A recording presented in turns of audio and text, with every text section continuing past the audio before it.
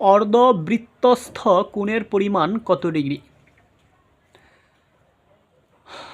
তাহলে অঙ্কটা দ্বারা আমরা কি বুঝি? অর্ধবৃত্তস্থ কোণ। অর্ধবৃত্তস্থ কোণ কাকে বলে? অর্ধবৃত্ত, তাহলে আমরা প্রথমত একটা বৃত্ত আঁকলাম, তাহলে বৃত্তটাকে আমরা অর্ধেক করে নিলাম।